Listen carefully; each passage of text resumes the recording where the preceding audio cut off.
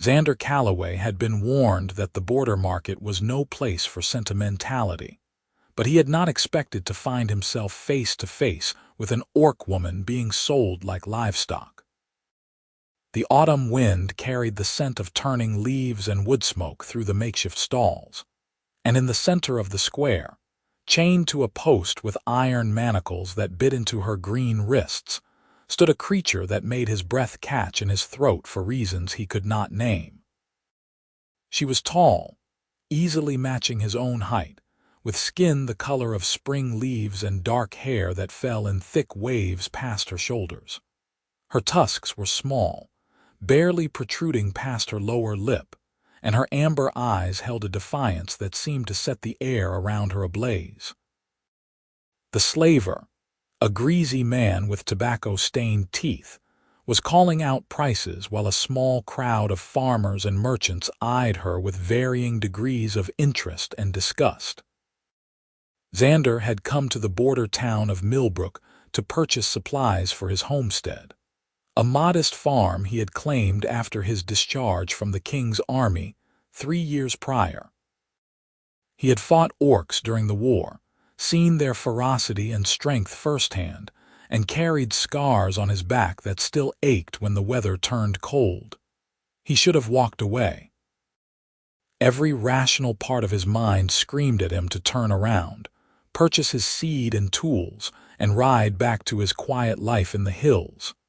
Instead, he found himself pushing through the crowd, his hand going to the leather purse at his belt. The slaver noticed his approach immediately, sensing a potential buyer, and his eyes lit up with avarice. "Ah, you have an eye for quality, friend," the man said, gesturing to the orc woman with a flourish that made Zander's stomach turn. "Strong as an ox, this one. Could work your fields from dawn to dusk and not complain. A bit spirited, but nothing a firm hand cannot cure." The orc woman's eyes fixed on Zander, and he saw something flicker in their depths. Not hope exactly, but perhaps a grim curiosity about what fresh hell awaited her. Her clothes were little more than rags, torn and stained, and there were bruises on her arms that spoke of rough handling. "How much?" Zander heard himself ask, his voice rough. The slaver named a price that would take most of Zander's savings, money he had been setting aside for a new plow and perhaps a milk cow. It was an absurd amount to pay for what amounted to a slave, particularly one of a species that most humans still considered monsters. The war had ended 5 years ago, but the hatred lingered like smoke after a fire, acrid and choking. Zander counted out the coins with hands that felt disconnected from his body, as if he were watching someone else make this foolish decision. The slaver snatched up the money with practiced speed, then produced a key and unlocked the manacles. The moment the iron fell away, the orc woman rubbed her wrists, and Zander could see the raw, bleeding skin beneath. "She is all yours now," the slaver said, handing Zander a piece of parchment that served as a bill of sale. "Good luck with her. I will not take returns if she proves troublesome." The orc woman looked at Zander with an expression he could not quite read, a mixture of wariness and something that might have been resignation. He cleared his throat, suddenly unsure of what to do or say. He had just purchased another human being, or rather, another thinking creature, and the weight of that decision settled on his shoulders like a yoke. "Can you walk?" he asked, keeping his voice as gentle as he could manage. "My horse is at the edge of town." She nodded once, a sharp, economical movement, and fell into step behind him as he made his way through the market. People stared, some with open hostility, others with the kind of prurient interest that made Zander's jaw clench. He kept his eyes forward and his hand near the knife at his belt, not because he feared her, but because he feared what some of the townsfolk might do if they decided an orc did not belong even as property. They reached his horse, a sturdy bay gelding named Copper, without incident. Zander had left his purchases with the general store owner to be collected on his way out of town. Now he untied Copper's reins and turned to face the orc woman properly for the first time. "What is your name?" he asked. She studied him for a long moment, as if trying to determine whether the question was a trap. Finally, she spoke, her voice deeper than he had expected, with a rough quality that somehow suited her. "Grishka," she said, "daughter of Erlak of the Iron Peak clan." "I am Zander," he replied. "Zander Calloway. I have a farm about 2 hours north of here in the foothills. I live alone, work the land myself. It is not much, but it is mine." Grishka's expression did not change. "Why did you buy me?" It was a fair question, and Zander wished he had a good answer. He settled for the truth, as far as he understood it himself. "I do not know," he admitted. "I saw you there, and I could not walk away. I have done things I am not proud of in my life, followed orders that still haunt me at night. Maybe this is my attempt to balance the scales a little." "Balance." Grishka's laugh was bitter like burnt coffee. "You think owning me balances anything?" "No," Zander said quickly. "No, I do not think that. I am sorry I am not explaining this well.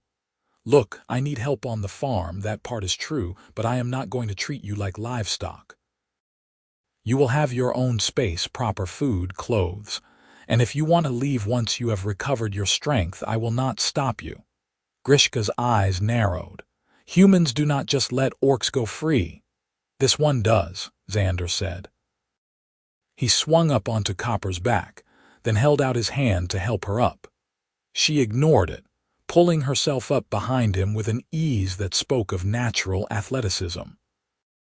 Her weight settled against his back, and he became acutely aware of her proximity, the heat of her body, the way her hands gripped his waist to steady herself. They rode out of Millbrook in silence, collecting Zander's supplies from the general store on the way. The store owner gave Grishka a long, suspicious look, but said nothing, counting out Zander's change with deliberate slowness. By the time they left the town behind and entered the open countryside, the sun was past its zenith, casting long shadows across the rolling hills. The landscape here was beautiful in its rugged simplicity. Oak and maple trees blazed with autumn colors, and the fields lay fallow, waiting for winter's rest. Zander's farm sat in a shallow valley, sheltered from the worst of the winter winds by a ridge of hills to the north. The house was small but well built, constructed of fieldstone and timber, with a steep roof to shed snow. There was a barn for Copper and the few chickens Zander kept, a root cellar, and a workshop where he did repairs during the long winter months. As they approached, Grishka spoke for the first time since they had left town. "This is yours?" she asked. "All of this?" "About 40 acres, Zander confirmed. 20 under cultivation, the rest is pasture and woodland. I cut timber in winter, sell it in spring. Grow wheat and barley, some vegetables. It keeps me fed and provides enough surplus to trade for what I cannot make myself." He felt her shift behind him, as if she were looking around with new interest. When they reached the house, he dismounted and helped her down, this time not offering his hand but simply stepping aside to give her room. She landed lightly, cat-like, and stood examining the homestead with an expression that might have been approval. "Come inside," Zander said. "You must be hungry and thirsty." The interior of the house was simple but clean. The main room served as both kitchen and living area, with a large stone fireplace dominating one wall. A rough-hewn table and chairs occupied the center of the space, and shelves along the walls held dishes, cooking implements, and a few precious books Zander had inherited from his father. 2 doors led off the main room, one to Zander's bedroom, the other to a small storage room he used for preserves and grain. Grishka stood in the doorway, clearly uncertain whether to enter. Zander realized she was probably waiting for permission or orders, and the thought made his chest tighten with discomfort. "Please sit," he said, gesturing to the table. "I will get some water and food." She moved into the room with careful steps, as if expecting the floor to give way beneath her, and lowered herself onto one of the chairs. Zander drew water from the bucket he kept by the door, filled a cup, and set it in front of her. She drank it in one long pull, and he refilled it twice more before her thirst was satisfied. From the cold storage, he retrieved bread, cheese, and some dried apples. It was simple fare, but Grishka ate with a focus that suggested she had not had a proper meal in some time. Zander sat across from her, giving her space, and found himself studying her in the fading afternoon light that came through the window. She was, he realized, quite striking in her own way. The green of her skin was not uniform but varied in shade, darker along her arms and lighter at her throat and the undersides of her wrists. Her features were broad and strong, with high cheekbones and a nose that had clearly been broken at least once. The tusks that curved up from her lower jaw were no longer than his thumb, polished and white. Her hands, as she tore apart the bread, were large and capable, with calluses that spoke of hard labor. "You were staring," Grishka said without looking up from her meal. Zander felt heat rise to his face. "I apologize. I have not had company in some time. I forget my manners." "Company," Grishka repeated as if tasting the word. "Is that what I am? I would like you to be," Zander said carefully. "But I understand if trust needs to be earned." "I cannot imagine what you have been through." Grishka set down the bread and met his eyes directly. "Why do you care? You are human. I am orc. Your people and mine have been enemies for generations. During the war, humans burned orc villages, killed our children, enslaved those they did not murder. And orcs did the same to humans. So why do you care what happens to me?" The question hung in the air between them, heavy and inescapable. Zander thought about the war, about the things he had seen and done while wearing the king's colors. He thought about the night his unit had come upon an orc settlement and the orders they had been given. He thought about the fact that he had followed those orders, and the weight of that had been crushing him ever since. "Because I was part of it," he said finally, his voice low. "I fought in the war. I did things because I was told they were necessary, that orcs were monsters who would destroy everything if we did not strike first. But after it ended, after I came home and tried to build something instead of destroy, I started to question whether any of it was necessary. Whether the people I killed were really monsters or just people trying to survive, same as me."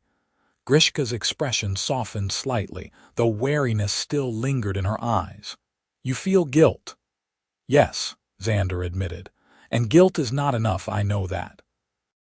It does not bring anyone back or undo what was done. But maybe, if I can do something decent now, it is a start." "You cannot return a wife like a lame mule," Grishka said abruptly. Zander blinked, confused by the sudden shift. "What?" "It is an old saying among my people," Grishka explained. "When a marriage is arranged, sometimes the families will inspect the bride or groom like livestock, checking teeth and strength.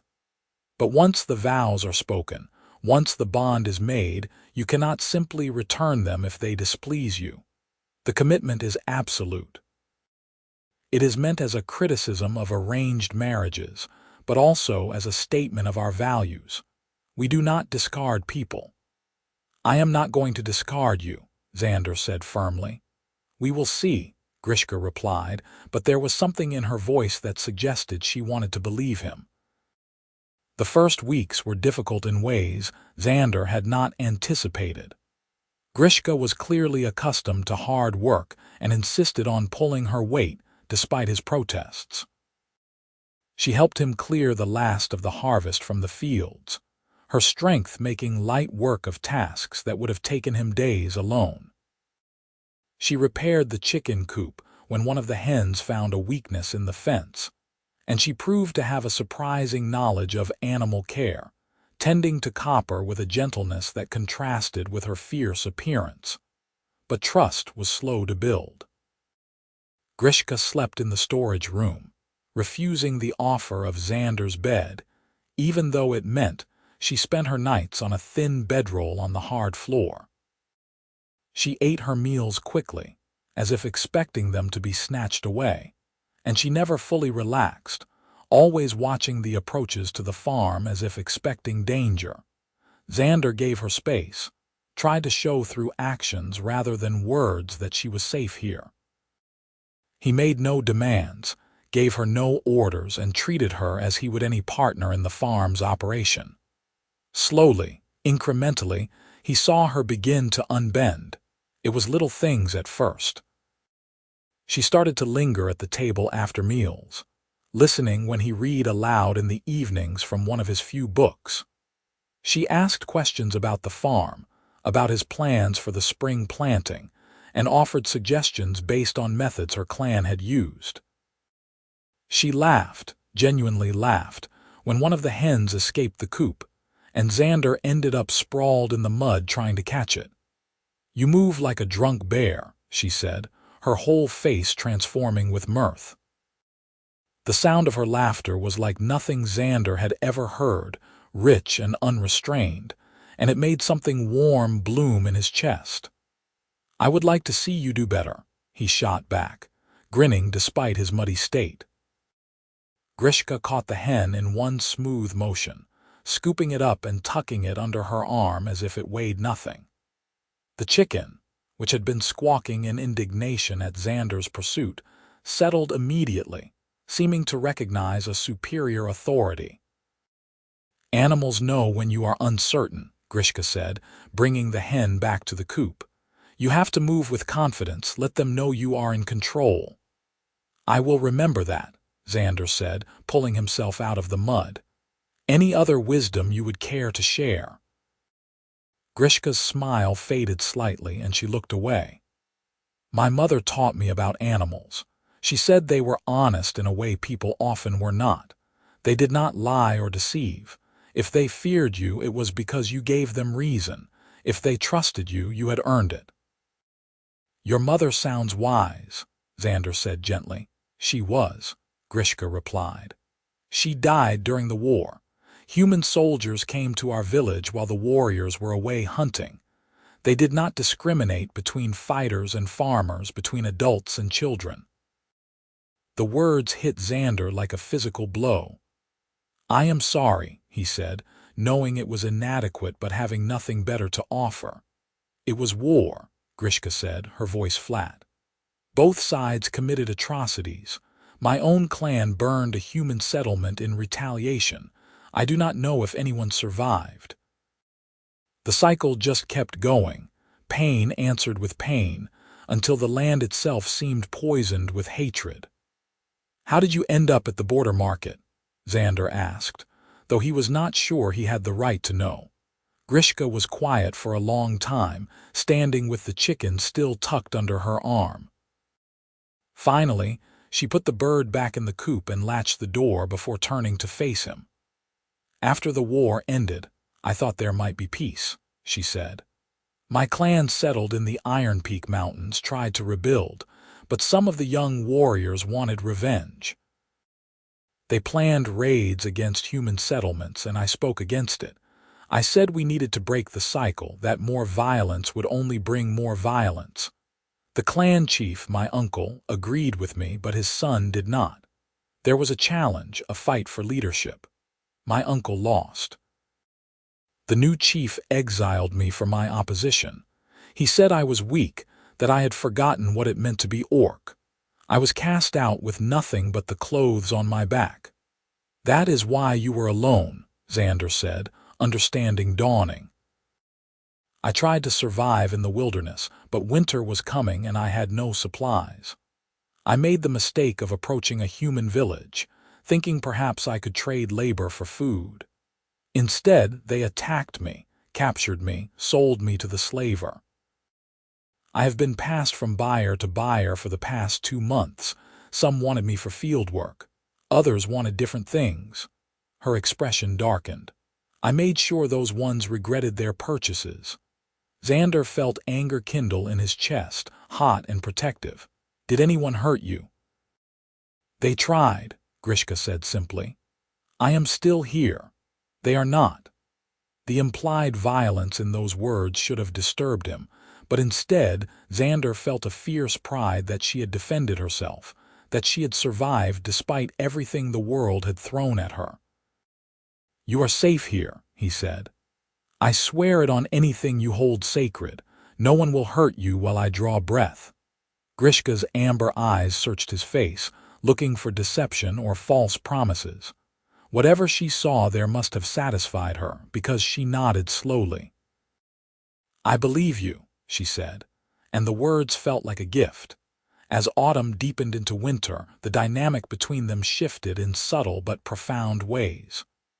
Grishka moved from the storage room into the main living area, setting up her bedroll near the fireplace where it was warmer. Zander woke one morning to find she had cooked breakfast, a simple porridge flavored with dried berries and honey, and the sight of her moving comfortably around his kitchen made his heart do strange things in his chest. They fell into a routine that felt almost domestic. Mornings were spent on farm chores, tending to the animals and maintaining the buildings before the worst of winter set in. Afternoons were often devoted to repairs or preparation, smoking meat, checking the root cellar's stores, splitting firewood. Evenings they spent by the fire, sometimes in companionable silence, sometimes talking about everything and nothing. Zander learned about orc culture, about the importance of clan and honor, about the rich oral tradition of storytelling that preserved their history. Grishka told him tales of great heroes and tragic lovers, of trickster gods and ancient battles. In return, he shared what he knew of human history, though much of it felt pale and dull in comparison to the vivid narratives of her people. Your people write everything down, Grishka observed one evening. But sometimes I think you lose something in the translation. A story is meant to be alive, to change with each telling, to breathe. But how do you keep the truth of it? Zander asked. If everyone tells it differently, how do you know what really happened? Perhaps the truth is less important than the meaning, Grishka suggested. A story about a hero who sacrificed themselves for their people is true in spirit whether or not the hero actually existed. It teaches us about the values we hold, the kind of people we aspire to be. Zander considered this, turning the idea over in his mind like a puzzle piece. So it is less about historical accuracy and more about cultural identity. Exactly, Grishka said, her face lighting up with pleasure that he understood. You are not as slow as you look. I will take that as a compliment, Zander replied, and she laughed. The first snow came in late November, transforming the landscape into a pristine white canvas. Zander woke to find Grishka standing in the doorway, staring out at the falling flakes with an expression of wonder. Is something wrong? He asked, pulling on his coat. No, she said softly. It has been years since I saw snow fall peacefully. During the war, winter was always a time of fear. We never knew if we would have enough food, enough fuel, and after, in exile, snow meant danger, the threat of freezing. But this is beautiful. Zander joined her in the doorway, watching the silent descent of the flakes. It is, he agreed. When I first came here after the war, I spent a whole winter just watching the snow, letting the silence heal something that had broken inside me. There is a peace in it, if you let yourself feel it. Grishka turned to look at him, and he was struck by how close they were standing, close enough that he could see the individual flecks of gold in her amber eyes, the way her breath misted in the cold air. You understand, she said, and it was not a question. I think I am beginning to, Zander replied. They stood there for a long moment, something unspoken passing between them until the cold finally drove them back inside. Zander built up the fire while Grishka prepared a breakfast of eggs and toasted bread. The warmth and smell of cooking food filled the small house, and Zander felt a contentment he had not experienced in years, maybe ever. That night, as they sat by the fire after supper, Grishka asked him about his family. "My father was a blacksmith," Zander said, staring into the flames. "Good man, taught me my letters and how to work with my hands. My mother died when I was young, some kind of fever. I do not remember her well, just impressions, you know? The smell of lavender, the sound of humming. My father raised me alone, never remarried. He wanted me to take over the smithy, but I was young and stupid and thought adventure lay with the army. When the war started, I enlisted. I thought I would become a hero." "And did you?" Grishka asked. "No," Zander said quietly. "I became a killer.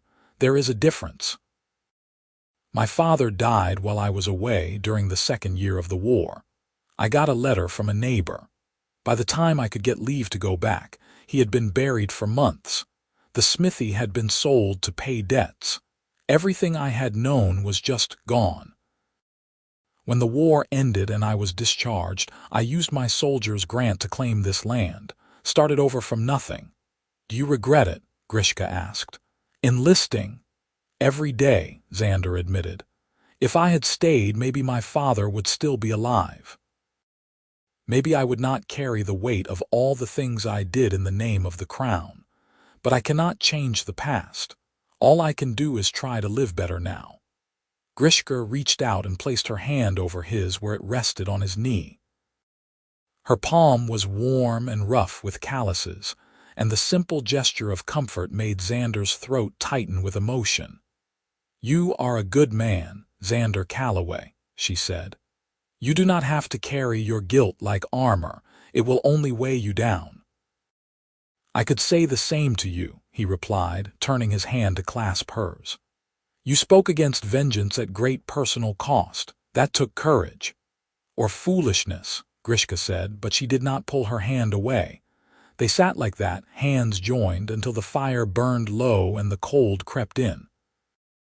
When they finally parted to sleep, Zander lay awake in his bed, staring at the ceiling and trying to understand the shifting landscape of his own heart. He had bought Grishka out of guilt and impulse, a desperate attempt to atone for sins he could never truly wash away. But somewhere along the way, she had become more than a symbol of his redemption. She had become real to him, vital, someone whose laugh he looked forward to, whose opinions he valued, whose presence made the lonely farm feel like home. He realized with a mixture of terror and exhilaration, falling in love with her. The revelation should have been absurd. She was orc, he was human, and the world would condemn any relationship between them.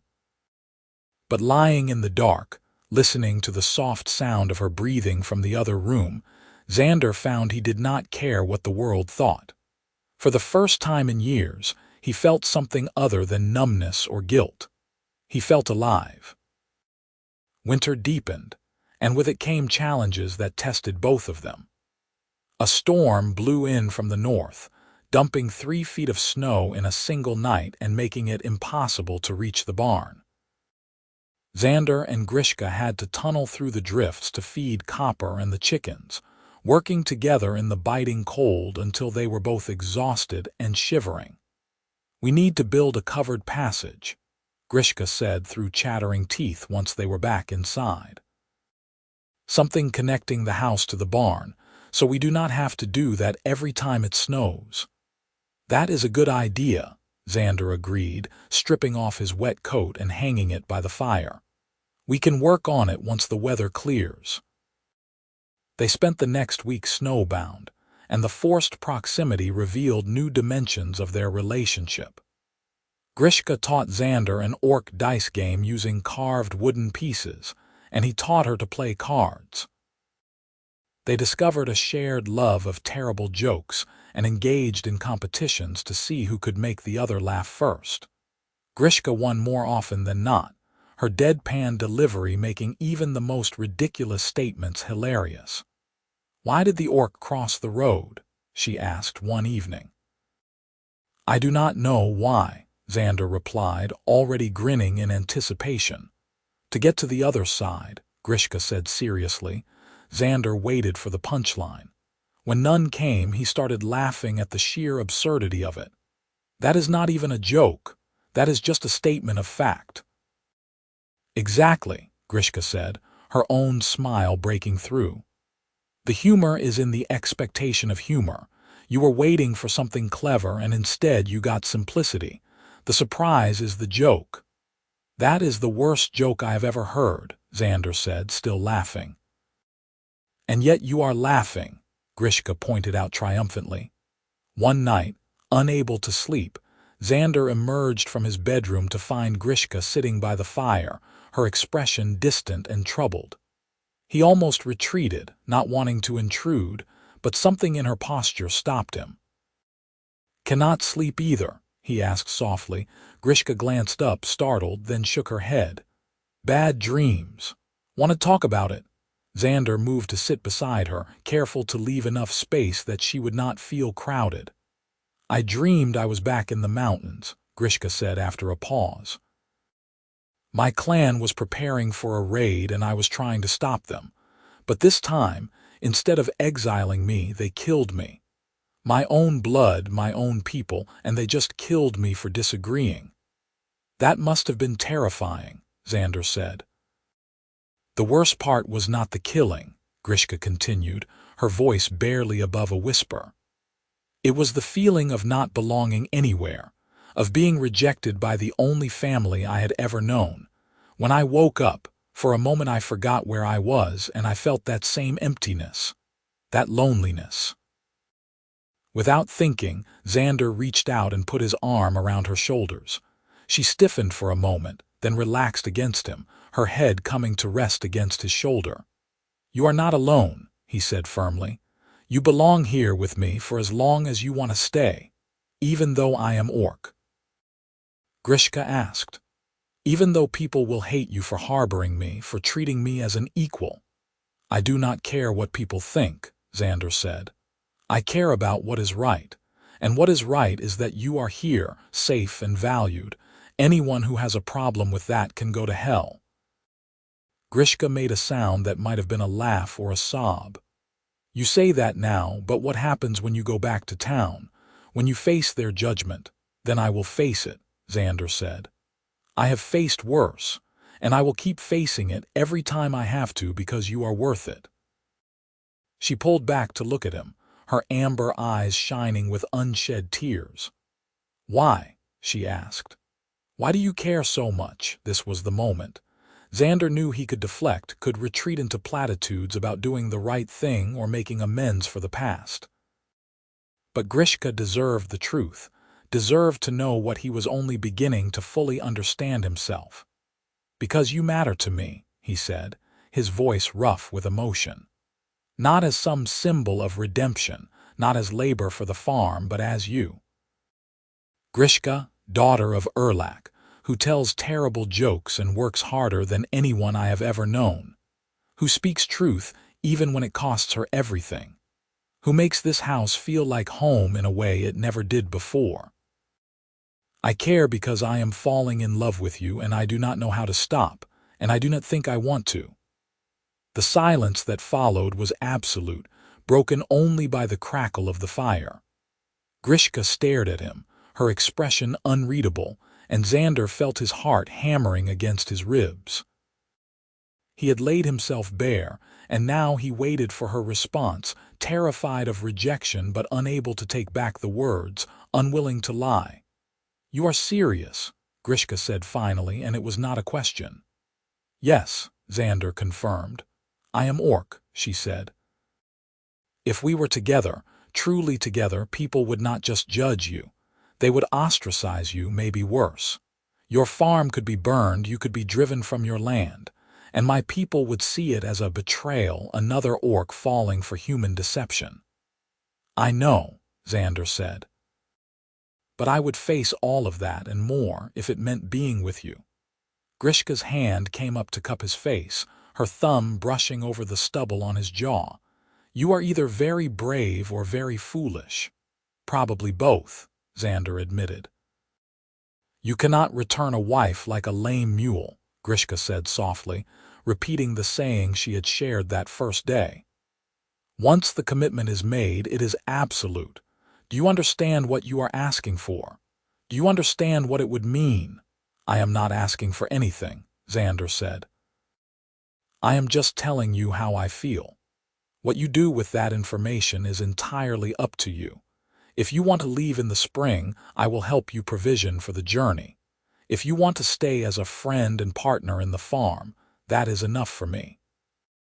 And if you feel even a fraction of what I feel, if you think there might be something between us worth exploring, then I am here, and I am willing, and I will stand beside you against whatever comes." Grishka's eyes searched his face for a long moment, and then she leaned forward and kissed him. Her lips were warm and soft despite the tusks, and Zander felt the world narrow down to the point of contact, to the impossible reality of this moment.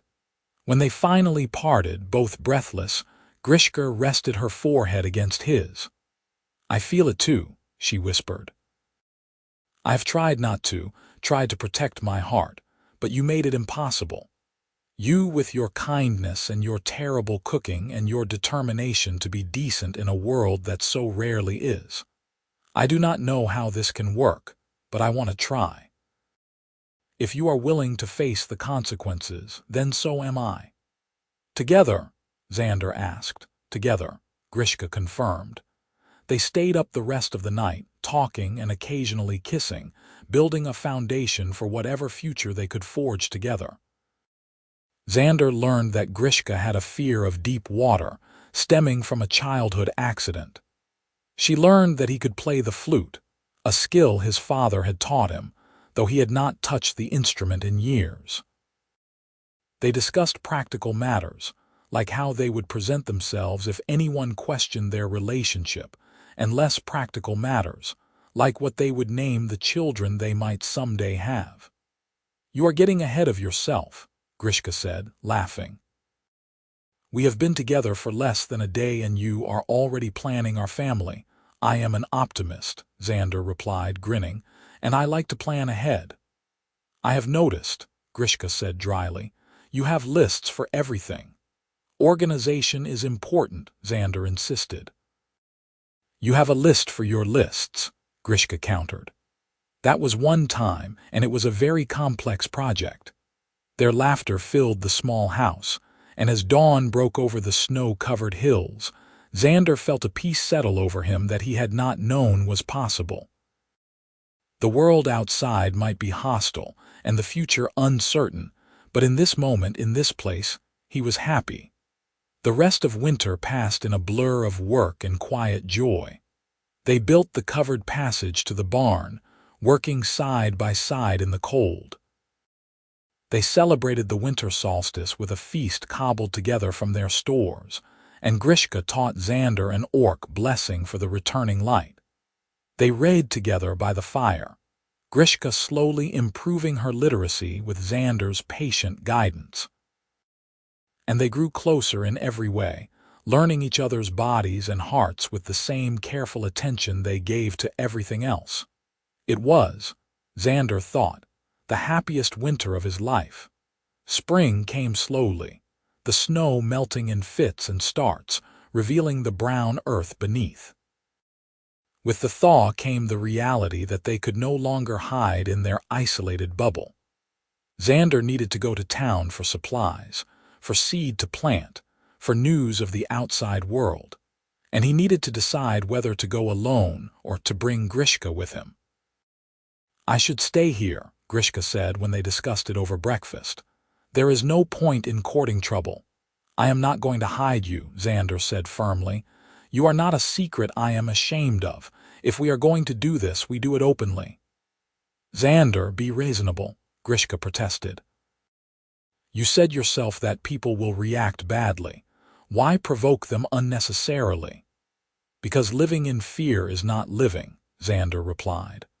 And because if we hide, if we act like there is something wrong with us being together, we are accepting their judgment. I will not do that. I will not diminish what we have to make small-minded people comfortable. Grishka sighed but did not argue further. On a bright morning in early April, they set out for Millbrook together, riding copper with Grishka seated behind Zander as she had been that first day.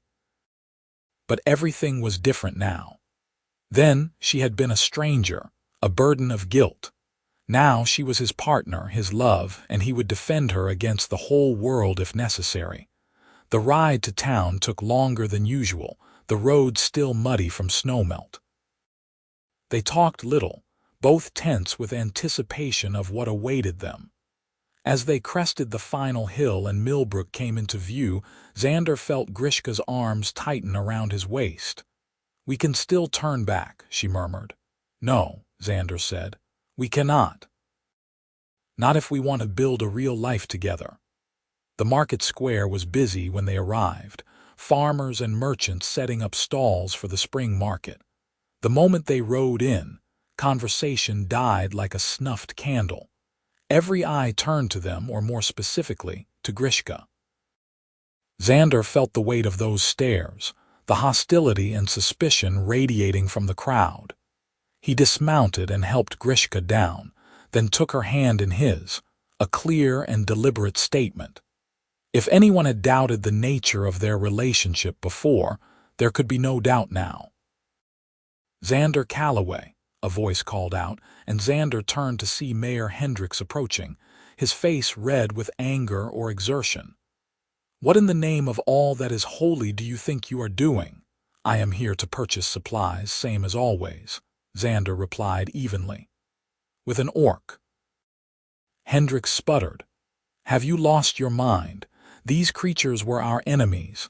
They killed our people, burned our villages.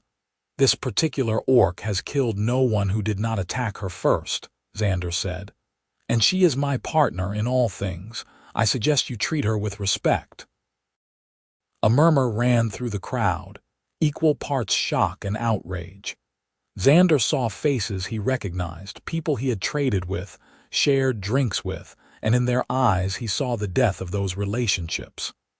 But he also saw something else. Curiosity, and in a few faces, perhaps even understanding. "You cannot be serious," Hendricks said.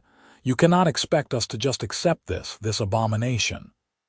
"I expect you to treat her with basic human decency," Zander said, his voice hardening. "Or rather, basic decency, since she is not human. But she is a person with thoughts and feelings and rights, and if you cannot see that, then the problem is with you, not her." "She is property," Hendricks said. "You bought her, remember? We have the records." "I freed her," Zander replied. "Grishka stays with me by choice, not compulsion. We are together because we choose to be." "You are a fool," Hendricks said, "and you will regret this when your farm burns and you have nothing left." The threat was clear, and Zander felt anger flare hot in his chest. But before he could respond, Grishka stepped forward, her voice calm but carrying clearly across the square. "I understand your fear," she said, addressing the crowd. "I understand your hatred. We were at war, and war creates wounds that do not heal easily, but I am not your enemy. I did not choose the war any more than you did. I lost my mother to human soldiers, my home, my clan. I have been beaten and sold and treated as less than an animal. And yet I stand here, asking only for the chance to live in peace with a man who has shown me kindness when the rest of the world showed me only cruelty. You can choose to see me as a monster, as a thing to be feared and hated. Or you can choose to see me as what I am, a person trying to survive, same as you." The silence that followed her words was different from before. It was not hostile, exactly, but thoughtful, as if the people were actually considering what she had said. Zander felt a surge of pride and love for this woman who could face down a hostile crowd with such dignity and grace. "Pretty words," Hendricks said, but his voice lacked conviction. But words do not change what you are. No, Grishka agreed, but maybe they can change how you see what I am. An old woman pushed through the crowd, leaning heavily on a cane. Zander recognized her as Martha Somerset, who had lost 2 sons in the war. If anyone had reason to hate orcs, it was her. She hobbled up to stand directly in front of Grishka, peering up at her with rheumy eyes. "You lost your mother to human soldiers?" Martha asked, her voice cracked with age. "Yes," Grishka said quietly. "In a raid on my village." Martha nodded slowly. "I lost my boys to orc warriors. They were all I had left after their father died. The war took everything from me." "I am sorry," Grishka said, and Zander could hear the genuine sorrow in her voice. "Not your fault," Martha said. "Not any more than it is my boy's fault that your mother died. We were all just caught in the machinery of war, ground up and spit out. I have spent 5 years hating, and where has it gotten me? I am old, alone, and bitter. Maybe it is time to try something different." She reached up, gnarled hand trembling, and patted Grishka's arm. "You take care of this boy, you hear? Zander is a good man, one of the few. He deserves to be happy." "I will," Grishka promised, her voice thick with emotion. Martha turned to face the crowd. "Anyone got a problem with that, they can take it up with me. I may be old, but I can still swing this cane hard enough to knock sense into a fool." A few people laughed, and the tension in the square eased slightly. It was not universal acceptance, not by a long shot, but it was a crack in the wall of hostility, and Zander felt hope kindle in his chest. Hendricks sputtered something about propriety and tradition, but no one was listening to him anymore. The crowd began to disperse, people returning to their business, though many cast curious glances at Zander and Grishka as they passed.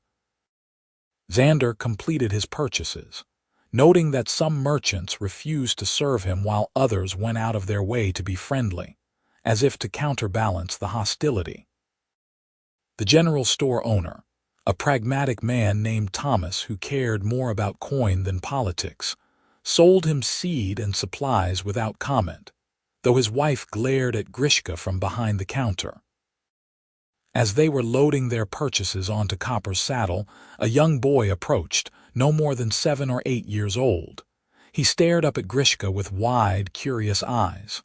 "Are you really an orc?" he asked. "I am," Grishka confirmed. "You eat people?" The boy asked with the brutal honesty of childhood. "No," Grishka said, fighting a smile. "I prefer bread and cheese, same as you." "Oh," the boy said, clearly disappointed. "My brother said orcs ate children, but I guess he is a liar." "Well, I cannot speak for all orcs," Grishka said diplomatically, "but I have never eaten anyone." "Neat," the boy said, then ran off to share this revelation with his friends. Zander and Grishka exchanged glances, and then they were both laughing, the tension of the day breaking like a fever. "That could have gone worse," Zander said as they mounted up for the ride home. "It could have," Grishka agreed, "but it could have gone better too." "One step at a time," Zander said.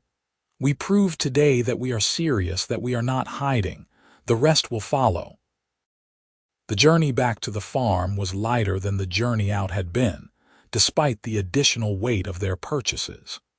They had faced the world together and survived, and that felt like victory enough. Spring turned to summer, and with it came the hard work of planting and tending the fields. Grishka proved invaluable, her strength and knowledge combining with Zander's, planning to create the most productive season the farm had ever seen. The wheat grew tall and golden, the barley was thick, and the vegetable garden overflowed with produce. They had occasional visits from townspeople, most notably Martha Somerset, who seemed to have appointed herself their unofficial liaison to the community. She brought news and gossip, and in return, Grishka taught her some orc herbal remedies for the arthritis that plagued her joints. "You are a miracle worker," Martha declared after a week of using the salve Grishka had prepared. "I have not been able to walk this well in years." "It is just willow bark and a few other ingredients," Grishka said modestly. "My mother was a healer. She taught me what she could before she died." "Well, she taught you well," Martha said. "You should make more of this, sell it at the market. People would pay good money for something that actually works." It was a casual suggestion, but it planted a seed in Zander's mind. Over the following weeks, he and Grishka discussed the possibility of expanding beyond simple farming. Grishka knew remedies for dozens of common ailments, knowledge that was practical and valuable. If they could find a way to market it, to overcome the prejudice of people who might not want to use orc medicine, it could provide additional income and stability. "We would need someone to vouch for us," Zander said. "Someone people trust." "Martha might do it," Grishka suggested.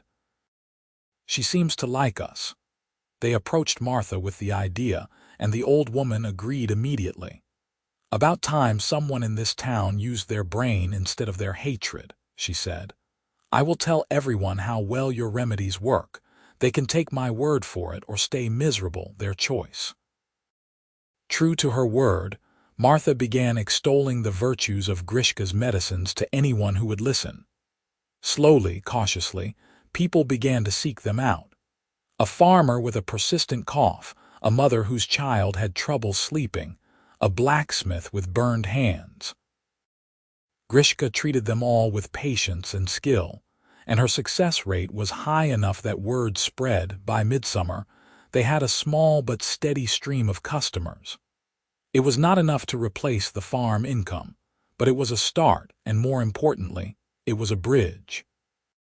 Every person Grishka helped was someone who could no longer see her as purely monstrous, who had to confront the reality of her skill and compassion. Not everyone was convinced, of course. There were still those who refused to acknowledge Grishka's humanity, who saw the budding acceptance as a betrayal of fallen soldiers and murdered family members. Zander and Grishka received their share of threats, anonymous letters filled with vitriol, and the occasional act of petty vandalism. But they also received support, quiet words of encouragement from people who admired their courage, small gifts left on their doorstep by those too afraid to openly defy community sentiment, but unwilling to stand by in silence. One evening in late July, as they sat on the porch watching the sun set over the hills, Grishka leaned against Zander's shoulder. "You ever regret it?" she asked.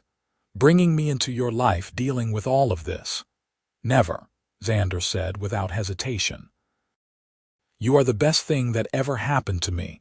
The trouble is just noise. It does not matter." "It matters if someone burns your farm," Grishka pointed out. "Then we will rebuild," Zander said. "Together. That is the point, Grishka. Whatever comes, we face it together. You are not alone anymore, and neither am I." Grishka turned to kiss him, slow and sweet, and Zander thought about how far they had come from that day in the market square, how much had changed and how much had stayed the same. He still carried guilt for his past, probably always would, but it no longer defined him. He had found a way to build instead of destroy, to love instead of hate, and he had found her. As summer waned and harvest time approached, Zander made a decision. He purchased a ring from a traveling jeweler, a simple band of silver with a green stone that reminded him of Grishka's skin. He carried it in his pocket for a week, trying to find the right moment, the right words. In the end, he simply asked her one morning over breakfast. "Grishka," he said, setting down his cup, "will you marry me?" She looked up from her porridge, eyes wide with surprise. "What, marry me?" Zander repeated. He pulled out the ring and set it on the table between them. "I know we are already committed to each other, and I know a ceremony will not change the reality of our relationship. But I want to make it official in whatever way we can. I want the world to know that you are my wife, my partner, my equal in all things. You cannot return a wife like a lame mule, right? Once the commitment is made, it is absolute. I am ready to make that commitment if you are." Grishka stared at the ring, her expression unreadable. For a heart-stopping moment, Zander thought she might refuse. Then she looked up at him, and there were tears streaming down her green cheeks. "Yes," she said, her voice choked with emotion. "Yes, I will marry you." Zander surged to his feet and pulled her into his arms, kissing her with all the love and joy he felt. She kissed him back with equal fervor, and they stayed like that until the need to breathe forced them apart. "When?" Grishka asked, sliding the ring onto her finger. It fit perfectly. "Whenever you want," Zander said. "We will need to find someone willing to perform the ceremony, which might be challenging." "Martha might know someone," Grishka suggested. "She seems to know everyone." They rode to Martha's cottage that afternoon, and the old woman cackled with delight when they told her their news. "About damn time," she said. "I was wondering when you two would make it official. As for a ceremony, well, that is trickier. The local priest would never agree, the narrow-minded fool. But there is a traveling cleric who comes through every few months, a man named Brother Felix. He is a bit unorthodox, believes in the spirit of the law rather than the letter. I can send word, see if he is willing." Brother Felix arrived 3 weeks later, a rotund man with a jovial disposition and surprisingly progressive views on interspecies relationships. "Love is love," he declared when they met. "If God did not want us to love across boundaries, He would not have given us such large hearts. I would be honored to officiate your wedding." They held the ceremony at the farm, on a crisp morning in early September. Martha attended, along with a handful of other townspeople who had come to respect and care for the unusual couple. Brother Felix spoke eloquently about the nature of commitment, about choosing to love despite the obstacles, about the courage it took to build bridges in a world that preferred walls. When the time came to exchange vows, Zander took Grishka's hands in his and spoke from the heart. "Grishka, daughter of Erlak of the Iron Peak clan," he said, "you came into my life when I needed you most, though I did not know it at the time. You taught me what it means to be truly brave, to stand for what is right even when it costs everything. You have made me better, made my life richer, and I cannot imagine facing the future without you by my side. I promise to love you, to stand with you, to protect and cherish you for all the days of my life. You cannot return a wife like a lame mule, and I swear I will never want to." Grishka's voice was steady despite the tears in her eyes as she made her own vows. "Zander Calloway," she said. "You saw me when I was at my lowest, when I had been stripped of everything and treated as less than nothing. And you looked past what I was supposed to be, past the prejudice and fear, and saw me as a person. You gave me safety, gave me home, gave me love I never thought I would find. I promise to stand beside you, to be your partner in all things, to love you fiercely and without reservation for as long as I draw breath. You are my clan now, my family, my home." Brother Felix pronounced them husband and wife, and when Zander kissed his bride, the small gathering cheered. Martha wept openly, declaring it the most beautiful wedding she had ever attended. They celebrated with a feast prepared from the bounty of their land. And as the sun set and their guests departed, Zander and Grishka stood together on their porch, watching the stars emerge in the darkening sky. "Husband," Grishka said, trying out the word. "It sounds strange." "Wife," Zander replied, grinning. "It sounds perfect." "What happens now?" Grishka asked. "We have made our stand, declared ourselves to the world. What comes next?" "We live," Zander said simply.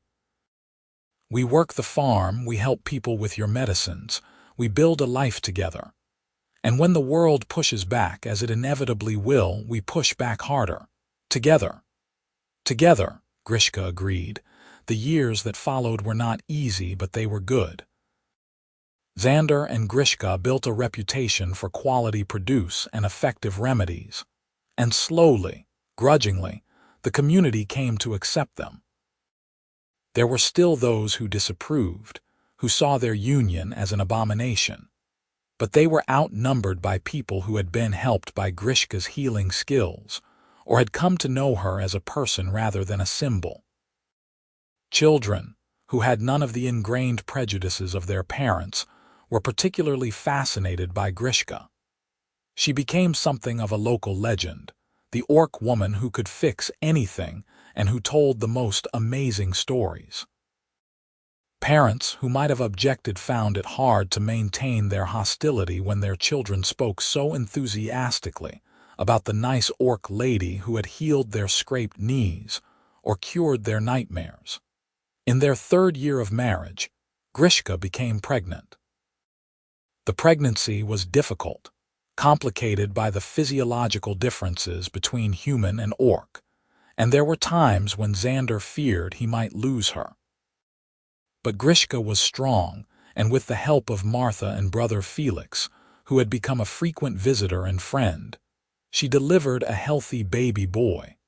They named him Erlak, after Grishka's father, but called him Yuri for short. He had his father's brown eyes and his mother's green-tinged skin, a perfect blending of both their heritages. Holding his son for the first time, Zander wept with joy and wonder, marveling at the impossible miracle of this life they had created together. Yuri grew quickly, bright and curious and strong. He inherited his mother's love of stories and his father's organizational mind, and he moved between human and orc worlds with an ease that gave Zander hope for the future.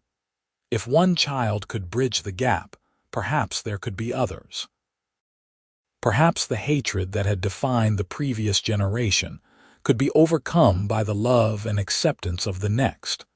News of the half-orc child spread, predictably causing controversy. Some saw Yuri as proof that humans and orcs could coexist, that the boundaries between species were not as rigid as previously believed. Others saw him as an abomination, a pollution of the human bloodline. Threats increased for a time, and Zander took to sleeping with his old army sword by the bed, prepared to defend his family if necessary. The crisis came when Yuri was 2 years old. A group of men from a neighboring town, fueled by alcohol and old hatreds, decided to take matters into their own hands. They arrived at the farm one night with torches and weapons, intent on driving out or killing the orc woman and her mongrel child. They had not accounted for the fact that Zander was a trained soldier, or that Grishka was a warrior in her own right. And they certainly had not expected that when they arrived, they would find not just Zander and Grishka, but a dozen townspeople from Millbrook, led by Martha Somerset, standing guard. "You boys lost?" Martha asked conversationally, her cane resting across her shoulder like a weapon. "Because if you are looking for trouble, you have found it." The leader of the group, a burly man named Craig, sneered at the old woman. "This does not concern you, hag. We are here for the orc and her spawn." "That orc is my friend," Martha said, her voice turning cold. "And that child is an innocent baby. You want to hurt them, you go through me first." "And me," said Thomas, the general store owner, stepping forward with a hunting rifle. "And me," said the blacksmith, brandishing a hammer. One by one, the townspeople declared their allegiance, forming a wall between the attackers and the house. Zander felt his throat tighten with emotion at this show of support, at the realization that they had built something real here, connections that transcended old prejudices. Craig and his men found themselves outnumbered and outmatched. Whatever they had expected, it was not organized resistance from the very community they thought they were defending. After some muttering and posturing, they retreated, and Zander never saw them again. In the aftermath, As their friends dispersed back to their own homes, Martha pulled Zander and Grishka aside. "You two have done something important here," she said. "You have shown people that the old hatreds do not have to define us, that we can choose to be better. I am proud to call you my friends, and I am proud to live in a community that stood up tonight. Do not ever forget that." "We will not," Zander promised, his arm around Grishka's shoulders. "Thank you, Martha, for everything." "Thank me by living well," Martha said. "By raising that boy to be as good and brave as his parents. That is thanks enough." The years continued to pass, marked by harvests and healing, by the slow but steady expansion of acceptance. Grishka taught Yuri about his orc heritage, the stories and traditions of the Iron Peak clan, while Zander taught him to read and write and work the land. The boy grew into a bridge between worlds, comfortable in both, belonging fully to neither and therefore able to move freely between them. When Yuri was 7, a group of young orcs appeared at the farm, refugees from a clan dispute in the mountains. They had heard stories of an orc woman who lived in peace among humans, and they sought the same sanctuary. Zander and Grishka took them in, helped them find places in the community, and slowly the population began to shift. Millbrook became known as a place where humans and orcs could coexist, where the old divisions were being healed one relationship at a time. It was not a perfect peace. There were still conflicts, still moments of tension and misunderstanding. But there was also hope and growth, and the gradual recognition that they had more in common than they had differences. On their 10th wedding anniversary, Zander and Grishka stood on their porch watching Yuri play in the yard with a mixed group of human and orc children. The sight would have been unthinkable a decade ago, but now it was simply life, their new normal. "You remember what you said that first day?" Zander asked. "About not being able to return a wife like a lame mule." "I remember," Grishka said, smiling. "I was trying to make a point about commitment." "You did," Zander said. "And you were right. I could never return you, could never imagine my life without you in it." "You are the best thing that ever happened to me, Grishka. You saved me in ways I did not even know I needed saving." "We saved each other," Grishka corrected, leaning into his embrace. "You gave me a home when I had none, love when I expected only hatred. You taught me that the world could be better than I feared, that people could choose compassion over cruelty. I am grateful for every day we have together." "Here is to many more," Zander said, kissing the top of her head. "Many more," Grishka agreed. They stood together as the sun set, casting long shadows across the land they had built together, the family they had created, the community they had helped transform. It had not been easy, and there would be more challenges ahead, but they would face them as they had faced everything else. Together, bound by love and commitment, a human man and an orc woman who had found in each other the home they had both been seeking. Their story would be told for generations, a tale of courage and compassion, of choosing love over hate, of building bridges instead of walls. And in the years to come, as more humans and orcs found the courage to follow their example, the world began to change. Slowly, imperfectly but genuinely, the wounds of war began to heal. It would take time, perhaps generations, but the seeds had been planted. All because one man had looked at an orc woman in a market square and seen not a monster, but a person. And because that woman had taken a chance on trusting him, had opened her heart to the possibility of love. Zander and Grishka lived long, full lives, surrounded by children and grandchildren who carried both human and orc blood in their veins. They worked their farm until age made it impossible, and even then they continued to serve their community, Grishka with her healing knowledge and Zander with his wisdom and experience. When Martha Somerset passed away at the remarkable age of 93, She was buried with full honors, and Grishka spoke at her funeral, praising the old woman who had been the first to show them acceptance, who had stood with them when it mattered most. Brother Felix became a permanent resident of Millbrook, establishing a small chapel where he preached acceptance and love to a congregation that grew to include both humans and orcs. He officiated at dozens of mixed marriages, always with the same joy he had shown at Zander and Grishka's wedding. Yuri grew into a fine man, a leader in his own right, who worked tirelessly to continue his parents' legacy of bridge building. He married a human woman from the next town over, a healer named Helena who worked alongside Grishka, learning the old orc remedies and combining them with human medical knowledge. Their children, in turn, grew up in a world more accepting than the one their grandparents had known, though still imperfect, still struggling with the weight of history. On a warm spring morning in their 40th year of marriage, Grishka woke to find Zander already up, standing on their porch and looking out over the valley. She joined him, her movements a bit slower than they once had been, her hair now streaked with gray, but her eyes still bright with intelligence and love. "What are you thinking about?" she asked, taking his hand. "Everything," Zander said. "All of this, how far we have come, how much has changed. I was just remembering that day in the market when I saw you chained to that post. If someone had told me then that you would become my wife, the mother of my children, the love of my life, I would have thought they were insane." "And yet here we are," Grishka said. "Here we are," Zander agreed. "I was also thinking about your saying, about not being able to return a wife like a lame mule. I finally understand what it really means. It is not just about commitment, though that is part of it.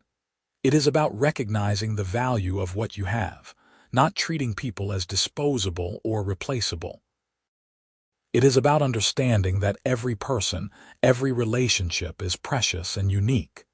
You cannot return a wife because she is not a commodity. She is a partner, a companion, a piece of your soul. And once you understand that, truly understand it, you realize that you would never want to." "You have become quite philosophical in your old age," Grishka teased, but her eyes were bright with unshed tears. "I have had a good teacher," Zander replied. They stood together in comfortable silence, watching as the sun climbed higher, painting the sky in shades of gold and rose. Down in the valley, they could see the town of Millbrook waking up, smoke rising from chimneys, people beginning their daily routines. It was a community they had helped shape, a place where humans and orcs lived side by side, not without friction, but with respect and growing understanding. In the distance, they could hear Yuri's children playing, their laughter carrying on the morning breeze. The sound was pure and joyful, untainted by the hatreds that had once divided their peoples. "You have any regrets?" Grishka asked quietly. Zander thought about the question, giving it the consideration it deserved. He thought about the life he might have had if he had walked past that market square, if he had not made the impulsive decision to buy an orc woman's freedom. It would have been simpler, certainly. Less complicated, less controversial, but it also would have been empty, a pale shadow of what he had found with Grishka. "Not a single one," he said finally. "Every challenge, every hardship, every moment of fear or doubt was worth it, because it led me here to this life with you. I would not change anything, not even the bad parts," Grishka pressed. "The threats, the vandalism, the constant struggle, not even those," Zander confirmed. "Because they taught us who our true friends were, they tested our commitment and proved it real. The hard times made the good times sweeter, made us appreciate what we had built together. And they gave us stories to tell our grandchildren, lessons about courage and perseverance." Grishka leaned her head against his shoulder, and they watched the day unfold before them. There would be work to do, of course. There always was. But for this moment, they simply existed together, two souls who had found each other across a divide that should have been impossible to bridge.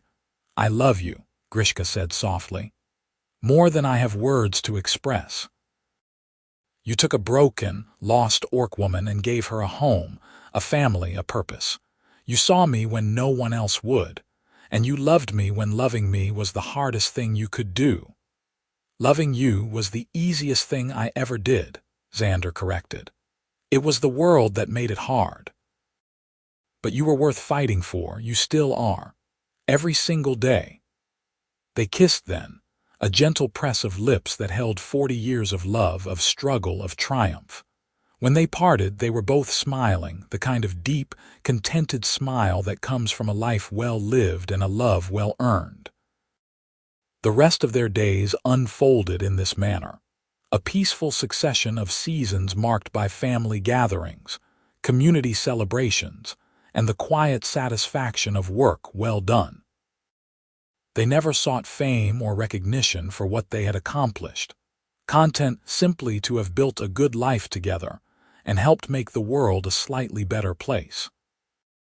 When Zander passed away in his 73rd year, peacefully in his sleep after a long life of labor and love, Grishka mourned him deeply. But she also celebrated him, speaking at his funeral about the man he had been, the courage he had shown, the love he had given so freely. She told their story without embellishment, a simple tale of a human man who had chosen compassion over hatred, who had seen a person instead of a monster. "He was not perfect," Grishka said, her voice carrying across the assembled crowd of humans and orcs who had come to pay their respects. "But he was good, and in a world that often rewards cruelty and tribalism, being good is a revolutionary act. Zander Calloway changed my life, changed this community, and in his own way, changed the world. He proved that love can transcend boundaries, that people can choose to be better than their worst impulses. And that legacy will endure long after we are all gone." Grishka lived for another 5 years after Zander's death. Years she spent largely in reflection, writing down the stories of her people so they would not be lost, teaching her grandchildren and great-grandchildren about their heritage. She worked with Yuri and Helena to establish a healing school that would train practitioners in both human and orc medical traditions, ensuring that the knowledge she and her mother had possessed would be preserved and expanded. On a crisp autumn morning, Grishka walked out to the cemetery where Zander was buried and sat by his grave, her old bones protesting the movement.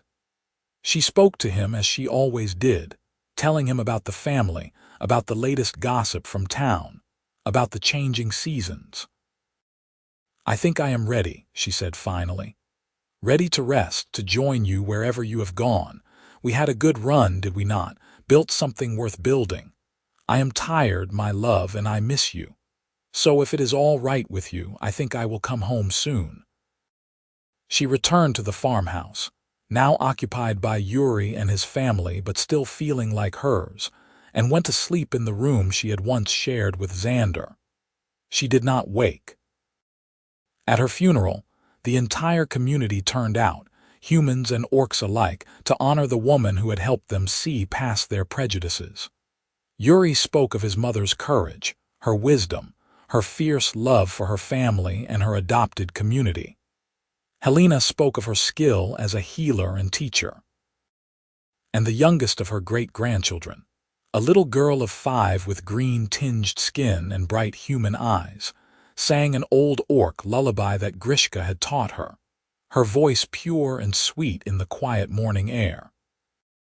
They buried her next to Zander, and on the simple headstone, they carved both their names and a single line below: "You cannot return a wife like a lame mule," and he never wanted to.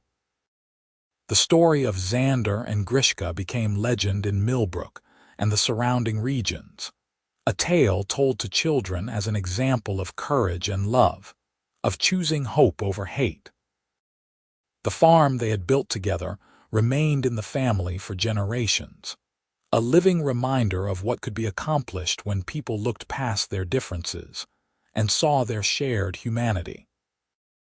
And in time, as more humans and orcs followed their example, as mixed families became more common and accepted, the very idea that their union had once been controversial began to fade. The world moved forward, slowly healing from centuries of conflict, and Zander and Grishka's story became a foundation stone in that healing. They had proven that love could transcend species, that commitment could overcome any obstacle, that two people from different worlds could build a home together. Their legacy lived on in their descendants, in the community they had helped transform, in the countless lives they had touched through their courage and compassion. It was a simple story in the end. A man saw a woman who needed help and offered it. She accepted, despite every reason not to trust. They built something together from nothing but determination and love. And in doing so, they changed the world, one heart at a time, one relationship at a time, one act of kindness at a time. The kind of change that matters most, because it comes not from laws or mandates, but from the simple human and orc capacity for compassion. From the recognition that we are all, regardless of species or background, just people trying to survive, trying to love, trying to build something meaningful in the brief time we have. Zander had bought Grishka in a moment of impulse and guilt, but he had kept her through choice and love. And she had stayed not because she was property, not because she had no other options, but because she had found in him and in the life they built together something worth staying for. In the end, it was not about who owned whom or about debt and obligation. It was about partnership, about choosing each other every day, about building a life and a love that could withstand any storm. You cannot return a wife like a lame mule, the old orc saying went. Once the commitment is made, it is absolute. And Zander Calloway had discovered, much to his joy and wonder, that he never wanted to. Not for a single moment, not even when the world stood against them, not even when loving her was the hardest thing he could do, because she was worth it. She had always been worth it. And together, they had built something beautiful, something that would endure long after they were both gone, a legacy of love in a world that desperately needed to remember how. Their story ended, as all stories must, with death and parting. But it also continued, in the lives they had touched, the changes they had made, the future they had helped create. A future where orc children and human children could play together without fear, where mixed families were celebrated rather than condemned, where love was judged by its depth and sincerity rather than by the species of those who felt it. It was the kind of ending that was also a beginning, the close of one chapter and the opening of another. And in that continuation, in that rippling effect of their choices and their love, Zander and Grishka found their true immortality. Not in monuments or statues, but in the quiet revolution they had started, the simple act of choosing love over hate, compassion over cruelty, hope over despair. And in the hearts of all who heard their story, who were inspired by it, who chose to follow their example, they lived on, proof that even the deepest divides could be bridged, even the oldest hatreds could be healed, even the most unlikely love could flourish and grow. All it took was courage, commitment, and the willingness to see another person, truly see them, and recognize their inherent worth and dignity. Zander had seen Grishka when the rest of the world saw only a monster. And in that seeing, in that recognition, he had saved them both. It was, in the end, as simple and as profound as that. A love story written across species lines, carved into the very landscape of a changing world, whispered in the lullabies sung to mixed-blood children, celebrated in the hearts of all who believed that love could conquer hate. The story of a human man and an orc woman who had defied expectations, challenged prejudice, and built a legacy of love that would echo through generations. The story of Zander and Grishka, who had proven that commitment, when given freely and honored absolutely, could transform everything. That you cannot return a wife like a lame mule, and that sometimes, miraculously, you discover you never wanted to.